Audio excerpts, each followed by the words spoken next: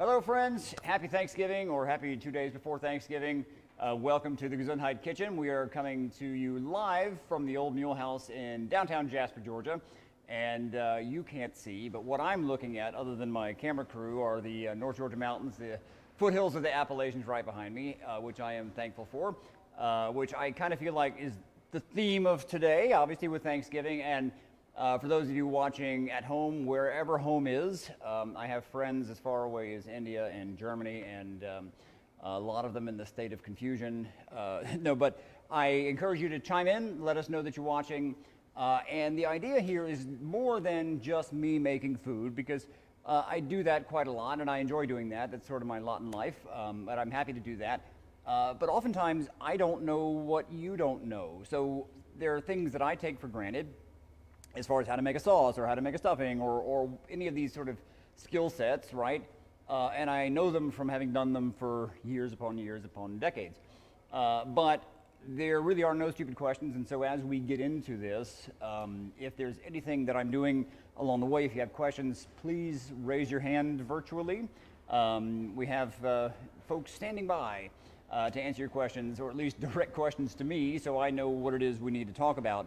I want to thank my friends at the Gastric Cancer Foundation for making this happen today. And if you hear noises in the background, it's because we are in a working restaurant, and things are getting ready for tomorrow's pre-Thanksgiving meals, and then also Thanksgiving pickup and whatever. So it's a noisy environment, but that's because things are happening.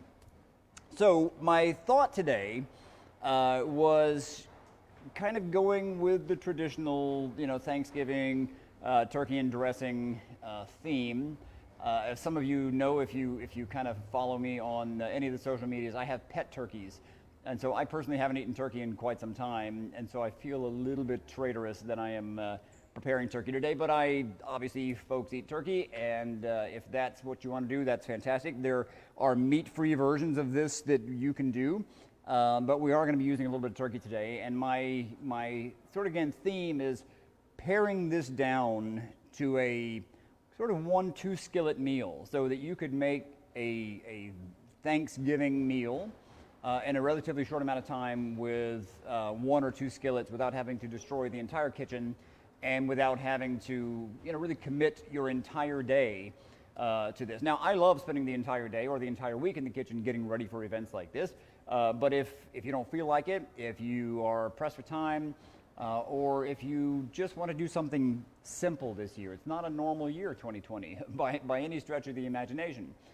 So I'm trying to make this, what's the expression, KISS, it's K-I-S-S, keep it simple and stupid.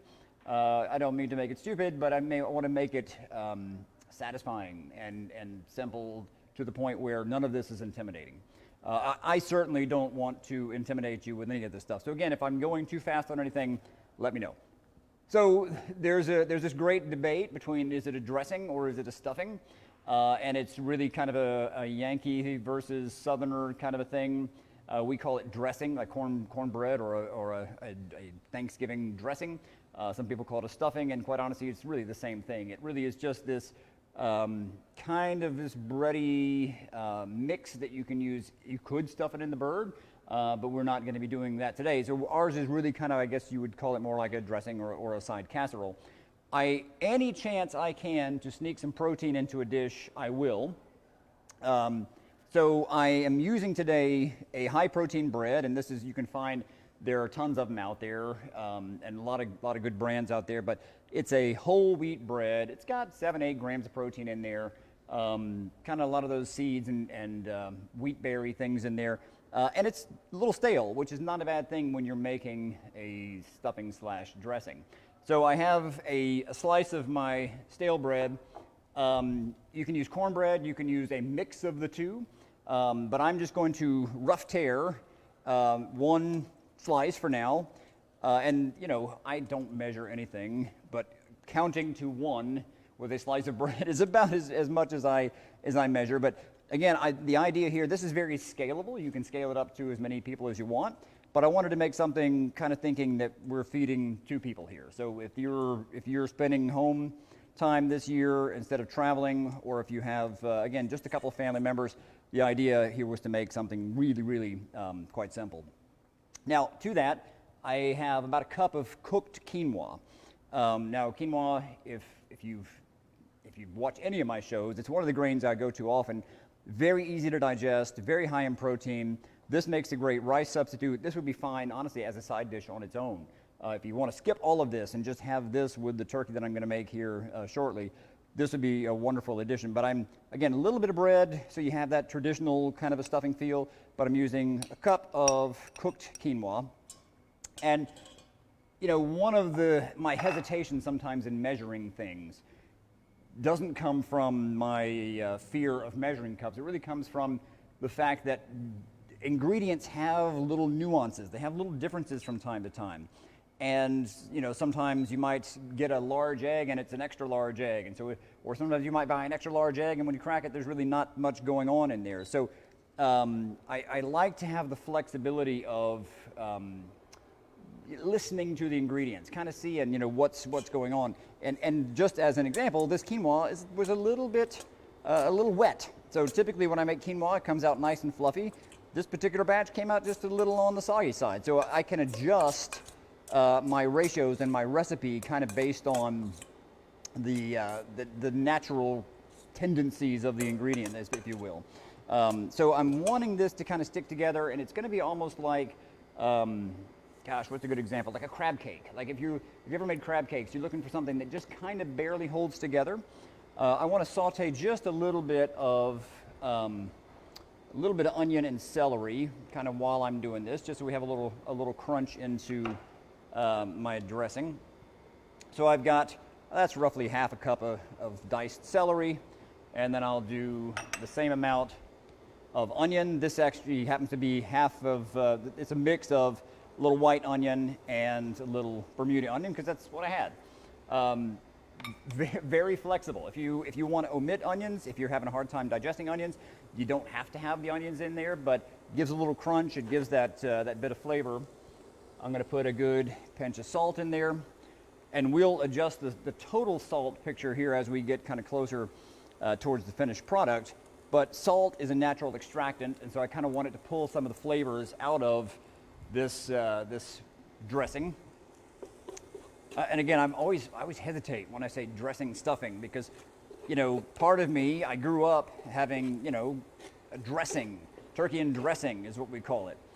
But at the same time, I think of a dressing more like a salad dressing, or, you know, something you would put on, you make a quick, miso vinaigrette to put on some green beans or whatever. So I think of that as a dressing. So my loyalties are split. You know, I'm a half Kraut. I'm half German, half Southern. So I kind of have a hard time committing to calling this a dressing. But at the same time, I'm not stuffing it anywhere. So there's my dilemma. I'm going to let this sweat for just a second, and I want to add to that some herbs. So I've got from my garden, I have a home garden, but also here at the restaurant I planted a few things out there like thyme and sage and rosemary. So this is fresh thyme.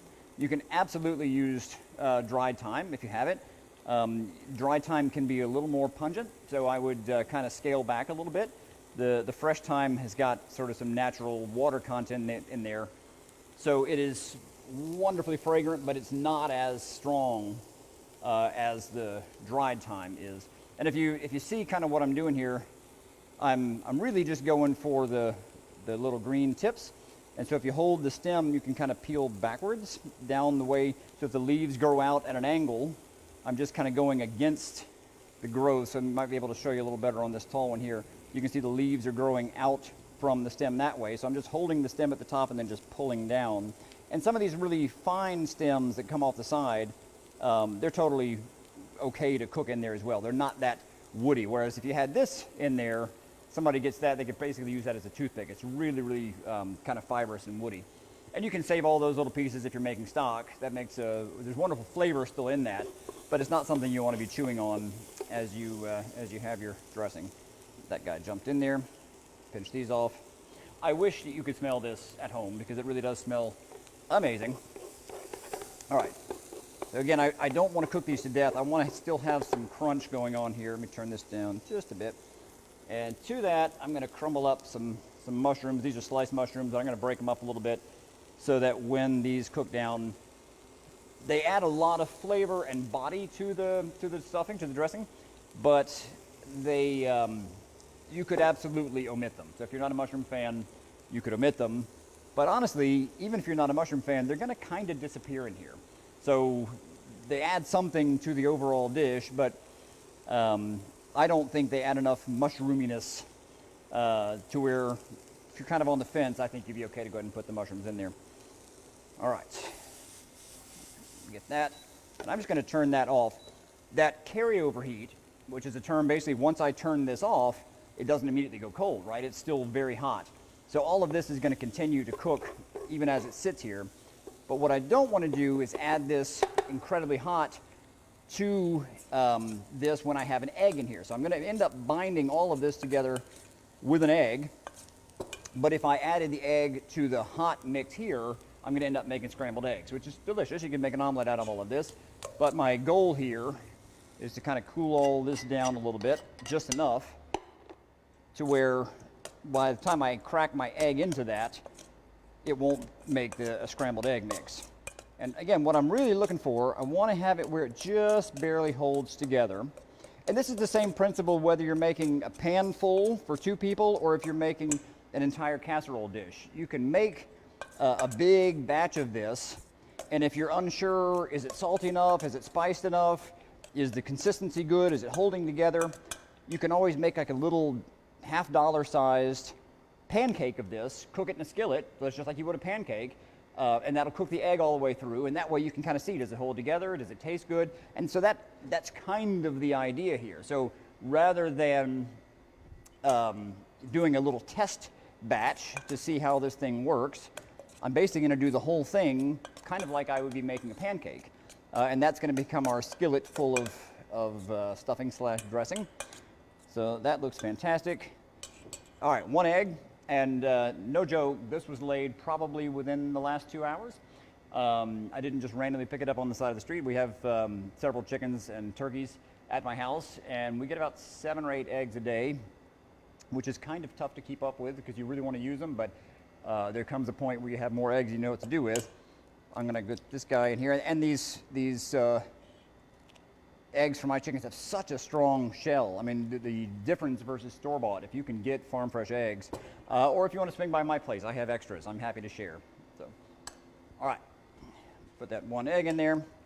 And as I was mentioning earlier on, if you feel like it's still kind of dry, it's not holding together, you could add a 2nd egg.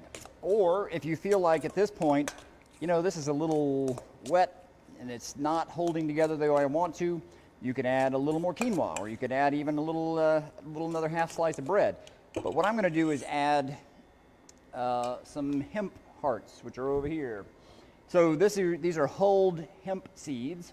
This is essentially just kind of like the nut of the inside of the hemp seed. It's a little bit absorbent, but it's 10 grams of protein. So I'm going to put some of these guys into my stuffing because it adds protein, but it also is going to absorb a little bit of that excess liquid that I had going on in the stuffing. All right, anybody chiming in? We got any viewers from outside of Jasper, Georgia, USA? Canada, Louisiana, or is that the name of a town in Louisiana? Canada, Louisiana? No. Canada, Louisiana, San Francisco. And I know I have some German cousins that were gonna chime in. It's a big community, the stomach cancer community. And while that is sort of the pond in which I swim, a lot of the sort of principles or techniques or things that I'm talking about are relevant, to everybody, right? So if you eat food, these sort of techniques absolutely work for you in the kitchen. I had to become hyper aware of sort of the connection between what I eat and how I feel. Every single day I have to be mindful of that because I'm missing a stomach.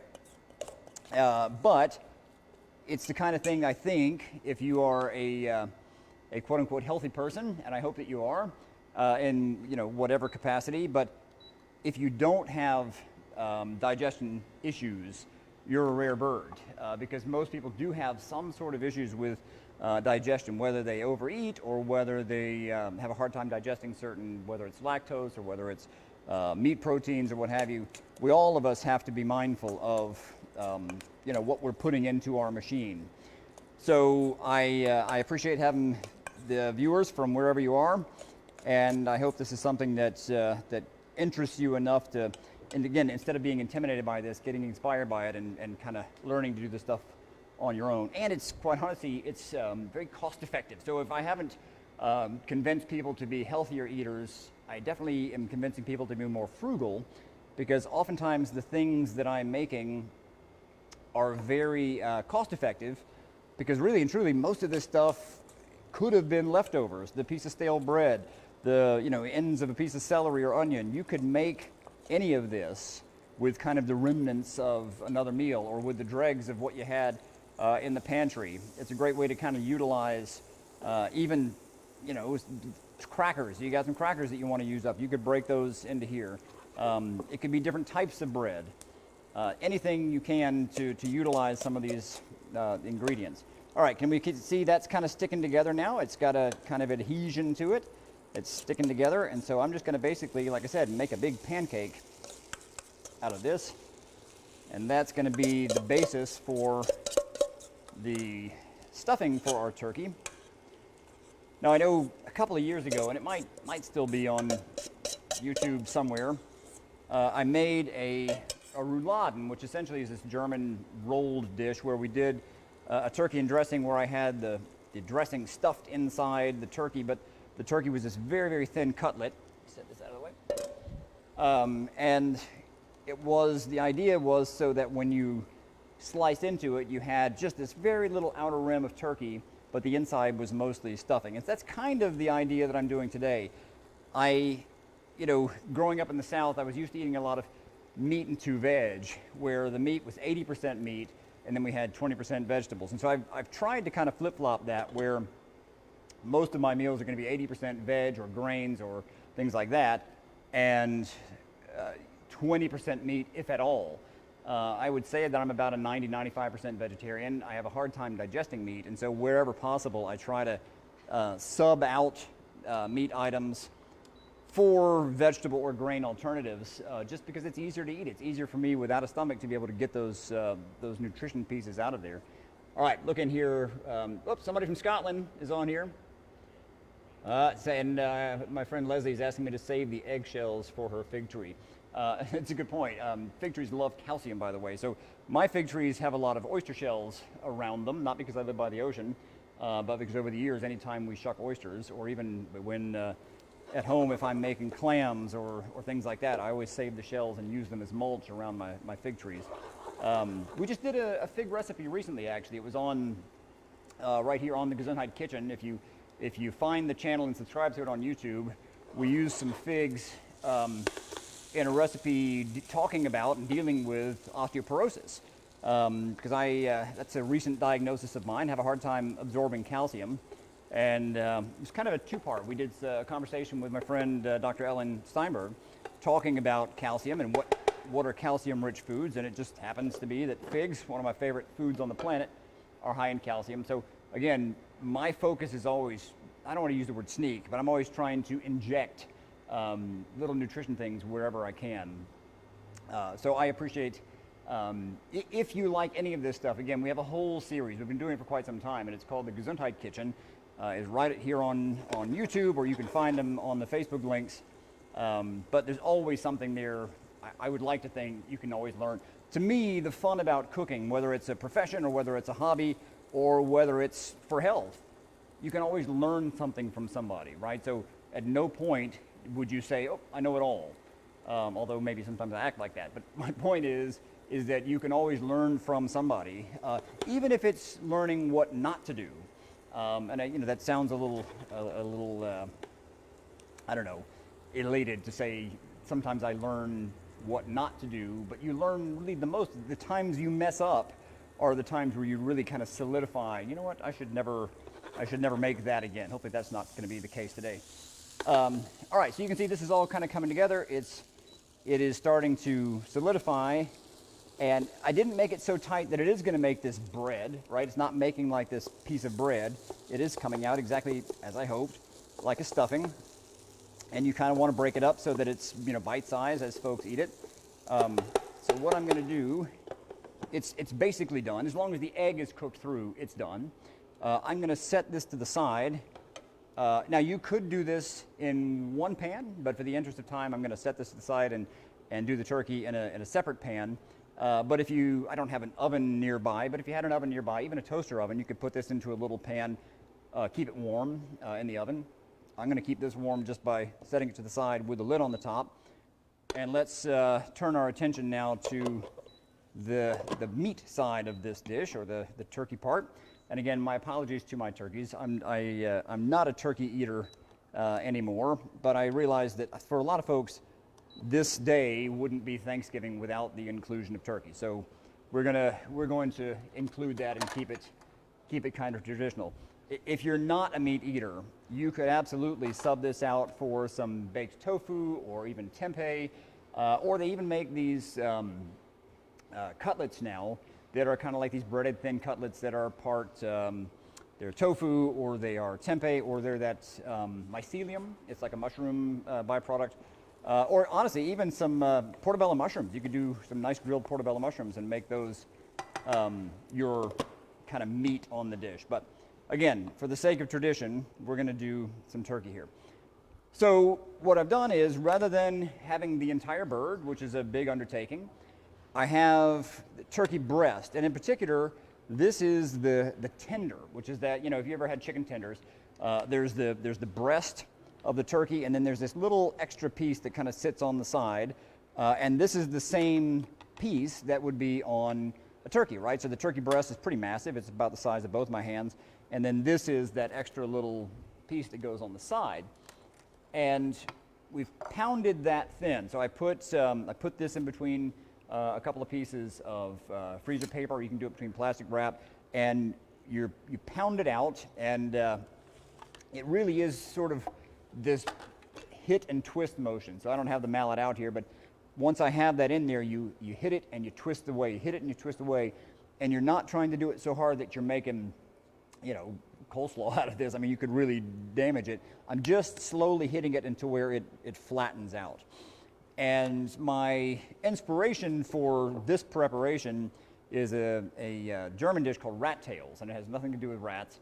Other than it was sort of in the area of Hamelin, which is where the Pied Piper is from. They make a dish, but they use really thin slices of pork, and they kind of saute that up. And so this is going to be like turkey rat tails and dressing. But again, you don't have to incorporate the rat tails. You don't want to scare anybody away. But that's sort of the inspiration behind it. I am going to take this large tendon out.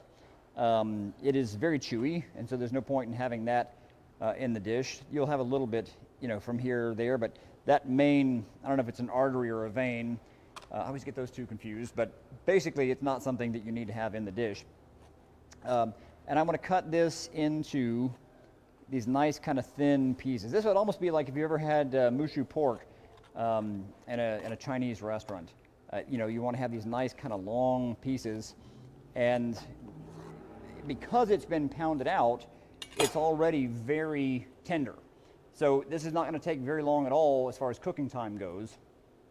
And I'm just going to toss these pieces in a little bit of flour. If you have gluten issues, you can absolutely substitute this with a gluten-free, it's hard to say, gluten-free flour. Things like chickpea flour work fine.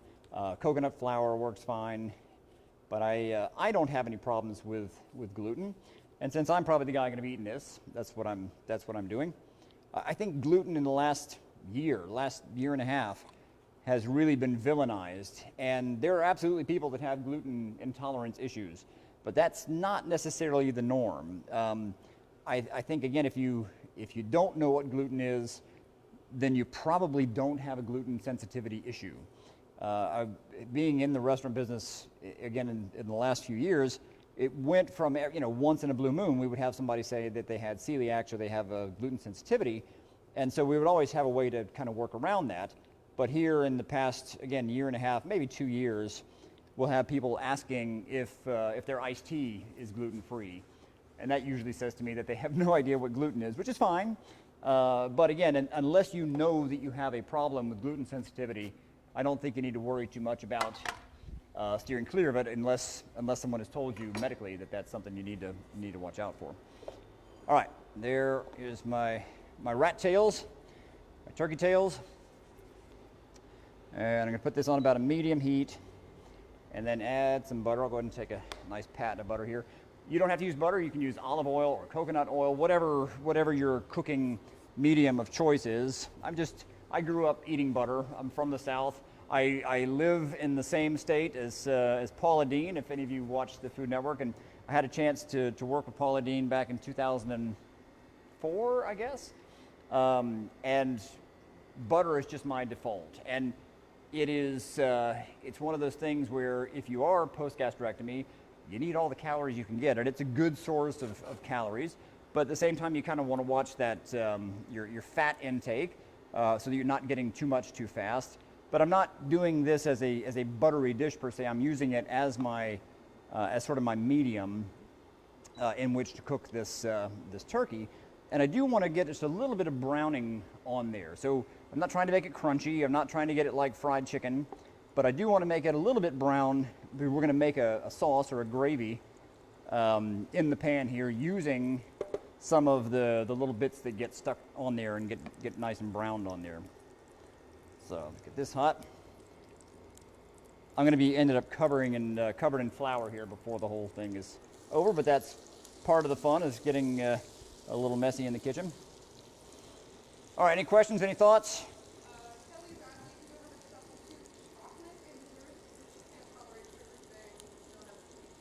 Well, so chocolate on its own is not really sweet, right? If you've ever had any really good dark chocolate, it's not that sweet. It's when you have prepared chocolate. And I'm in the same boat. Like, I love a good dark chocolate, but it's, I don't love good milk chocolate, but it's the sweeter chocolate things that cause me issues. I have found here lately, there's a lot of these high-end chocolate companies that are making stevia sweetened chocolate, and it's quite good.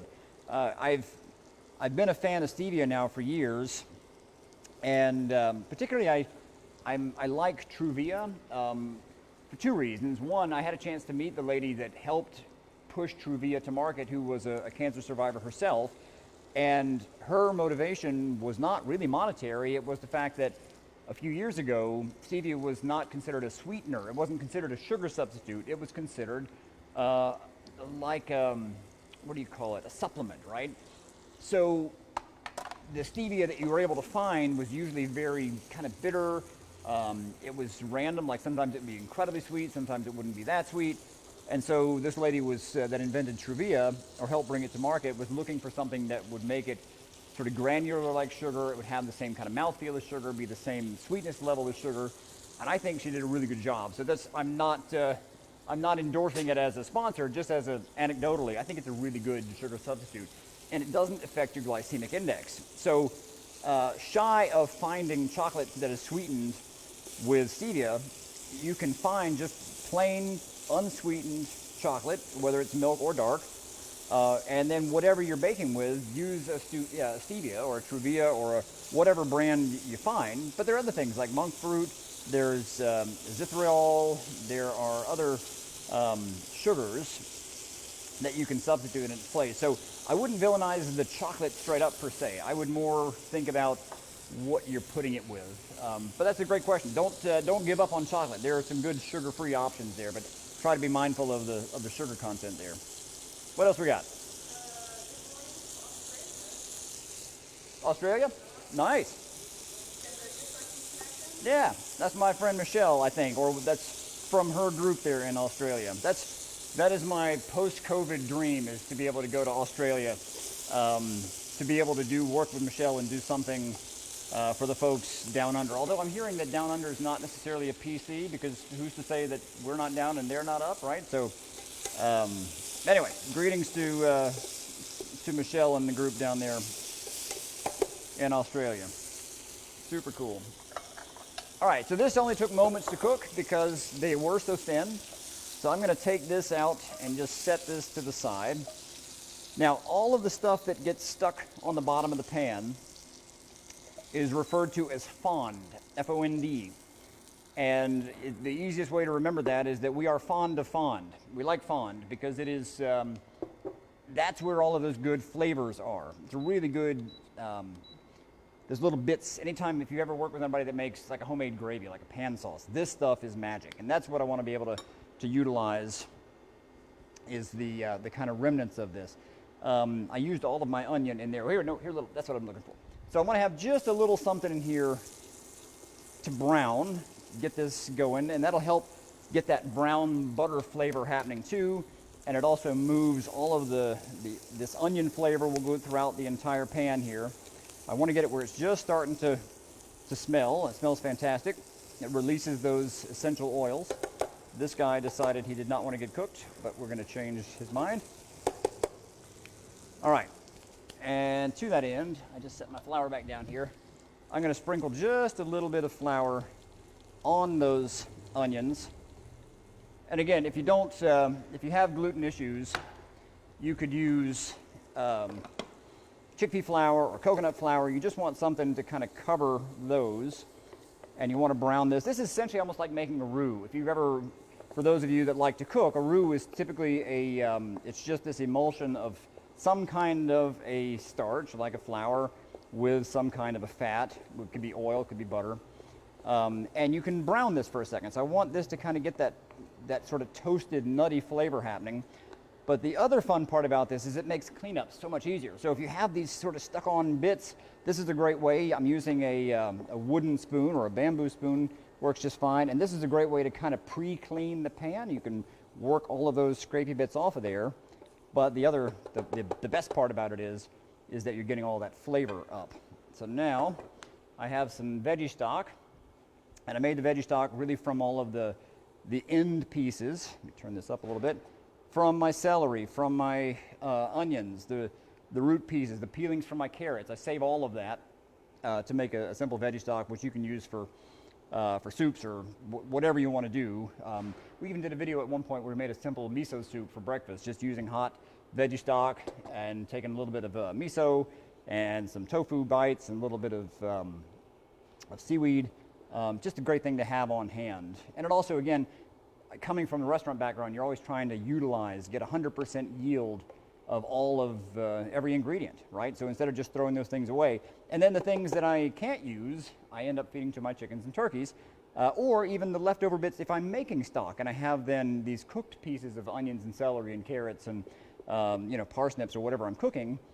You can take those items and then feed them to the chickens, which in turn give you eggs, which in turn use the shells to help fertilize the fig tree. So that's kind of my goal, is to always get that maximum yield out of everything. If you can get 100% yield with little to no waste, that's the way to go. All right, I'm going to add a little bit of, this is just a salt and pepper in here, and then I'm going to add just a bit of cream. It can be oat milk, it can be almond milk, but some of them are better for high temp cooking. So again, depending on where you live, it kind of depends on the brand. Here lately, I've been using the Chobani oat milk, and just out of trial and error, it's the one that seems to hold up really well to high temp. If you don't have issues with dairy, you can use heavy cream, and the higher the fat content, the better it holds up in making a sauce. So this actually is 36% milk fat heavy cream, but I'm not using a ton of it. I mean, in here I probably use a fourth of a cup. I'm not making a really, really fatty sauce. I'm mainly using the veggie stock to get that kind of creaminess from here. And I'm going to let this guy reduce. Any questions while we're letting that go? Nobody has any questions. Any answers that anybody has that they'd like to share? Anything that you're thankful for. You know, that's something, you know, I was recently kind of put on the spot. I was a guest on a podcast. But I think there, especially when you're going through this cycle, it's funny what things you become thankful for. I mean, whether it's, you know, being able to sit up without having to hold on to the side of the bed rail, right, after surgery, or whether it's being able to have a, pardon me for talking about this, but having a bowel movement after surgery, and you feel like, oh my God, I've just won the lottery. Because everybody keeps asking you every time they walk in the door, have you had a BM yet? or whether it's be able to, feel healthy enough to go out with your family for, for a meal when we're not on the pandemic style lockdown.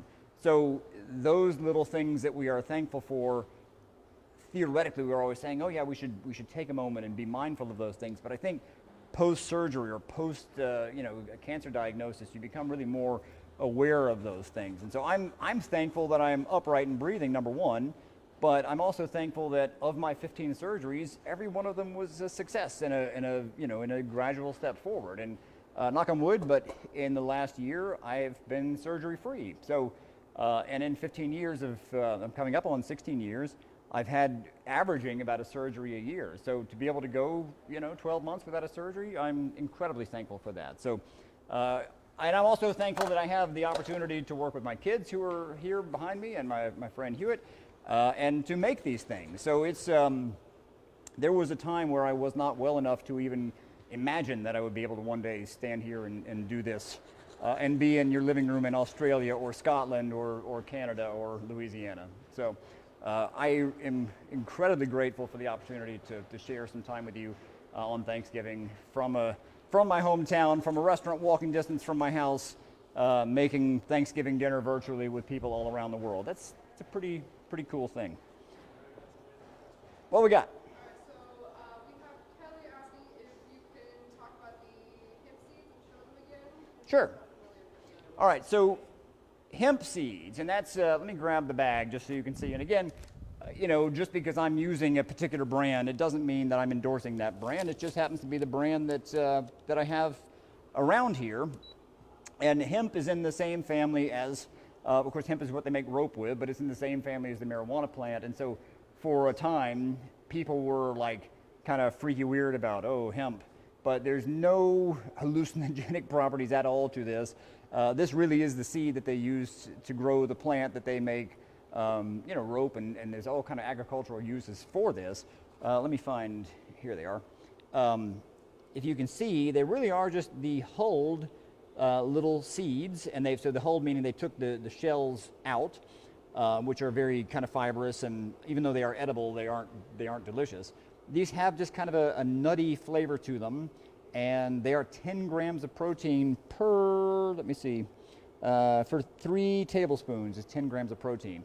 But it's 10 grams of plant-based, very easily accessible, easily digestible protein. So I use this on top of salads. As you saw, I used it in the stuffing. I put it on my oatmeal in the morning. I'll mix it into smoothies. It's just a great way to kind of sneak in that extra protein, and it's a fairly flavor neutral ingredient. It does have, like I said, a slight nuttiness to it, but that's my favorite kind of humor, has a slight nuttiness to it. But I try to sneak it into to anything.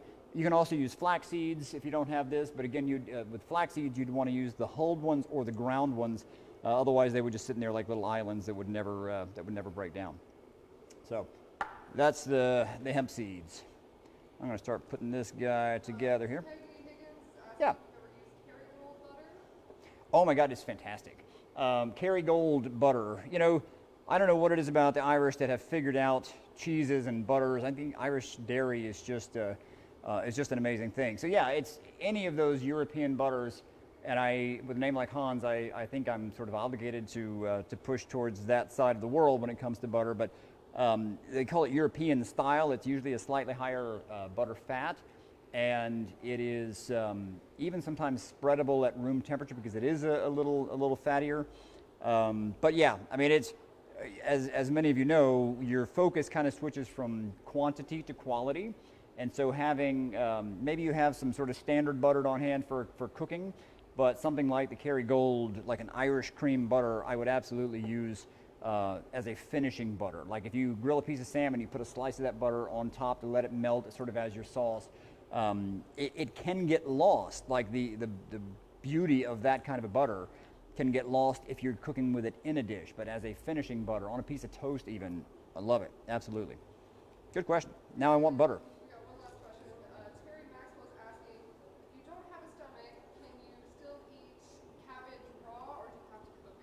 All right, so that's a great question. So yes, I mean, the reality is I can eat pretty much anything, right? But the digestibility of it is the question. So yes, I can eat raw cabbage, and it's great fiber, and I do eat it quite often. But I am also a huge fan of sauerkraut or kimchi, and the great thing about that is the bacteria that's in sauerkraut.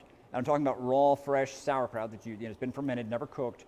The bacteria actually sort of digest it a little bit for you. So it's almost like you are farming out or shopping out the job of breaking it down a little bit so it becomes that much more digestible. Plus, it is absolutely loaded with those good lactobacillus, the good probiotic bacteria that aid in all digestion, not just the digestion of the cabbage. So I eat it all ways. I eat it raw, I eat it cooked, I eat it fermented. But with any foods, especially after you lose your stomach or you have any kind of GI issues, oftentimes if you dive headlong into it a little too fast, you might think, oh gosh, I can't digest this, but you might have eaten too much too fast. So in any of those foods, if you have questions about, can I eat this? Try eating a little bit, waiting a few hours, kind of see how you feel. But especially with things like fermented food like kimchi or kraut or kombucha, any of those fermented foods, because they are so powerful, if you eat too many of them too fast, sometimes you'll have a little GI distress, to put it politely. But I promise you, if you stick with it, that kind of levels out, and what you're essentially doing is you're evacuating it. That's not the best word, but you are evacuating the bad bacteria, and you're repopulating your entire GI with the good bacteria. And so highly, highly recommend trying to incorporate those fermented things like sauerkraut into your diet. All right, any questions before I start plating some food here? Is that a what? Oh, yes, thank you. It took me a second to think, was that what behind me? But yes, cornhole, which is makes me think of Beavis and Butthead. But yes, the game where you toss beanbags into the hole. Yes, and it is the old Mule House, which again is my friend George is the owner, and my daughter works here, and a lot of my friends from Woodbridge Inn ended up at the old Mule House, and so I've been helping out here to try to. I love playing restaurant. I love feeding people. I like making people happy. So I have been spending some time at the old Mule House lately, trying to keep people well fed and happy.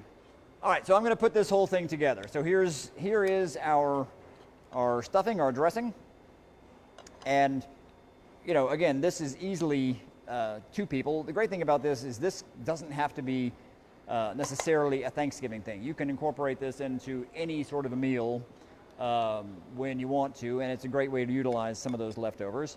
Here is our turkey rat tails, and again, that's only in name alone, and it's from the Pied Piper of Hamelin, and that's sort of the idea was, we chopped off the rat's tails here, but this is just really thin, dusted in a little bit of flour, pan sauteed. That's our turkey. And then I will take our gravy. Let me find a better spoon for that. This one should work. And here is our pan sauce. And I will put that over the top, as much or as little as you like. But that is Thanksgiving on a plate. And then I have some cranberry orange sauce. Now, I am 95% sure we did a video of this before, and so I thought about I can show it again, but it is so simple. It is really and truly, for every 12-ounce bag of cranberries, and they can be fresh or frozen, I use 1 cup of liquid, which in this case I use orange juice, and 1 cup of white sugar. And if you have sugar issues, obviously you would eat less of it. And you can also, I think I made one with honey recently too. I've done so many videos I kind of forget which ones are up there, but it's not meant to be eaten. This is not the meal, right? This is the sort of the accompaniment to the meal. So you got your protein happening here, and a little bit of cranberries just kind of help. And I know for factual, I've shared the recipe where you take the leftover cranberry orange sauce and you can turn that into a really nice vinaigrette. I think we did a pumpkin salad one year using some leftover pumpkin. I have to brag on my pumpkins, actually. This year, I'm an accidental pumpkin farmer. We had like 8 giant pumpkins come up from last year's Halloween pumpkin, we kind of scooped out the insides and flung the seeds to the chickens, and then the next season, in the circle of life kind of way, we had the heavily fertilized pumpkin seeds come up in the garden, and the biggest one ended up being like 36 pounds. But not only was that incredible fun, they are so delicious. So made pumpkin soup this year, and we roast pumpkins and serve them on a wellness bowl from time to time. Just a fun thing. I'll definitely be growing pumpkins intentionally next year. And we'll put a little garnish there. We've got some thyme. We've got some sage leaves. If you've ever had heartburn, and I assume you probably have, sage is a fantastic herb flavor-wise, but in excess, it can give you heartburn. So if you've ever had like a traditional turkey and dressing kind of a meal and you walk away from that thinking, man, I've got some serious heartburn, particularly dried sage can cause quite a bit of heartburn. So if that's something that bothers you, you might want to go light on the sage. I actually didn't incorporate any sage into the dressing today for that reason, because it does kind of give me that heartburn effect. But I'm going to move this a little bit into the light here. If you follow me here, there is this is dinner for one on Thanksgiving, where you have some leftovers. Obviously, you have enough to feed two. You could scale this up easily, but the idea was getting all of those elements of a proper holiday meal without having to unbutton that top button or feel like that you have overeaten. This is plenty of food for making that experience without messing up the entire kitchen or spending the entire day preparing it. All right, so that's our quick and easy Thanksgiving feast. What else we got while we still have everybody paying attention, gathering? Someone's asking if chia seeds are good for those without a stomach.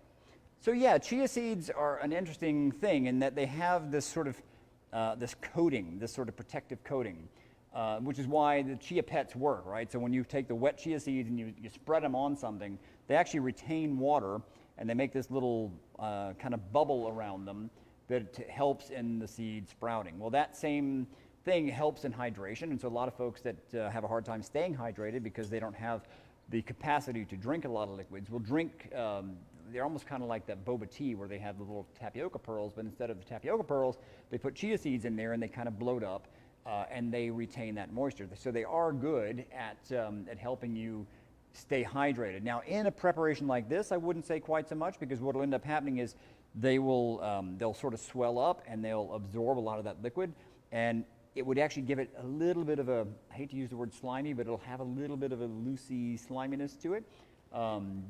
It'll still be delicious, but it'll be very obvious because that little protective layer almost builds this little shield around there, and so it doesn't homogenize with the rest of the dressing.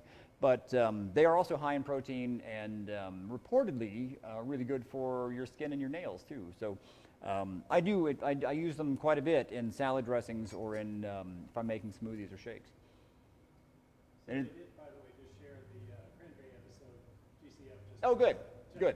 Check the notes if you're watching. Yeah, thanks, Anita. So check the notes. We've got the recipe for the cranberry orange kind of relish or sauce. I always kind of jokingly say, you know, the kind of Cranberry sauce that you slide out, you know, that people cut into rings, just sort of says that you own a can opener and that you went to the grocery store, right? But making a cranberry sauce, number one, it's so easy, and number two, it's so delicious, but it also kind of shows that you care, right? I mean, that you actually invested a little bit of time. And it's one of those things that looks a lot harder than it is to make, and so take the extra few minutes to put that together, and you can kind of put it on the stove and forget about it for a while. And you can also make it whole berry sauce where you only cook it a little bit and you leave those berries whole, or you can cook it down until it's kind of more of a mash, but that's sort of up to you. And then it's versatile. You can mix it into desserts or into salad dressings. It's just a fantastic thing to have all year round. There's no point. And the other great thing is when they start going on sale after the holidays, buy them up, put them in the freezer because they work just as well frozen. Way high in vitamin C, great antioxidant. They're great in smoothies, very tart, but I would say stock that freezer with cranberries when they go on sale. Why not? Anything from anybody else? I don't even know where we are on time. I just get to talking, and then like an hour later, and it's pretty much right at an hour later. Again, thankful to be here. Happy to have everybody on board. Excited to have a better year. Let's have a better, less of a dumpster fire kind of a year. It has been a tough year for so many people on so many levels, health-wise, economic-wise, uncertainty-wise, and if you are dealing with a cancer diagnosis, it's important that you're always taking all of this sort of one day at a time, one bite at a time. It's a lot to absorb. It's a lot to process. It's a lot to digest. But it's a very linear track forward, and we keep moving forward. We got another question. Speaking of which, we have a final question from Kelly McKay asking, she's going to a wedding and there's a 3-course meal, so she's anxious about wasting food and everyone noticing she can only eat small amounts. So she wants to Listen, so the question was, what do you do in a situation? And this is perfect for the holidays. You're sort of expected to eat X amount of food, right? It's the clean plate club. And so you're served this ridiculous portion of food. And in the case of her question, was at a wedding when you're served 3 courses. How do you do that in a way where you don't feel ungrateful or you don't feel like you're wasting food? There was a trend in the 90s where this was more of a weight loss trend, but when you were served the food, people would ask for a to-go container. And they would immediately box up half of that food to save it for later. And it really wasn't being frugal, it was they didn't want to overeat. So there's a couple different ways to handle that. I think that's one of them. If you can politely say, you know what, this is a lot of food. I'm going to take half of this home, and try to do that at the front end so that you aren't sitting there just mindlessly shoveling food into you, where you know that's going to make you ill later. The other thing, typically in those kind of situations, they'll ask you, do you want the steak, do you want the chicken, do you want the fish, or do you want the vegetarian? I typically go for the vegetarian option because typically it's less food, and also it's better food quality-wise. And so, there's nothing wrong with kind of up front, or even asking for a child's portion. Now, again, me being in the restaurant business, I'm always hesitant to ask for a child's portion because I don't want people to think I'm just trying to be cheap. So I'll order the full portion, but then immediately ask for a to-go container, box it up, and take it with. So I think that's approaching it from the front end, but at the same time, feeling uncomfortably awkward in a social situation doesn't feel as bad as feeling sick later from overeating. So you have to learn to sort of define those limits and say, you know what, that's plenty. There's nothing wrong with kind of pushing the plate away and saying, that was good, I'm done. So, what else we got? Anything else from anybody before we say goodbye?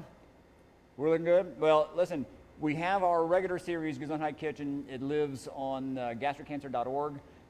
And while you're at gastriccancer.org, this has been a tough year for all nonprofits, but in particularly us. November is Gastric Cancer Awareness Month, and so every year in November we try to meet in person to raise some money for all of the important work that GCF does for the gastric cancer community. And this year we couldn't do that. It was just with the pandemic, it made it impossible for us to all gather together. And so this virtual arrangement was a way to kind of still be able to have that sense of fellowship and community, but the research that we are doing with gastric cancer doesn't end because of the pandemic. So again, not to take anything away from the severity of COVID-19, and it's a worldwide pandemic, but gastric cancer is also a worldwide problem, and so anything you can do to help towards that goal. If you're a patient and you're not in a position financially to give that way, give your time. Give by being a mentor for a patient that's coming up behind you. If you are in a position where you can make a donation at any level, all of it helps. And that isn't the purpose of this, but I do want to mention that it has been a tough year for so many people, and we don't want the work that we do at the Gastric Cancer Foundation to end because of the pandemic. It's really, on so many levels, we're in the midst of it. We got to keep it going. Thank you guys again from Jasper, Georgia. Thanks to the Gastric Cancer Foundation and our sponsors, and thank you guys for joining us. And you can find us on gastriccancer.org. Lots of videos on there, and we got lots more to come. Take care of yourself. Happy Thanksgiving, and Gesundheit.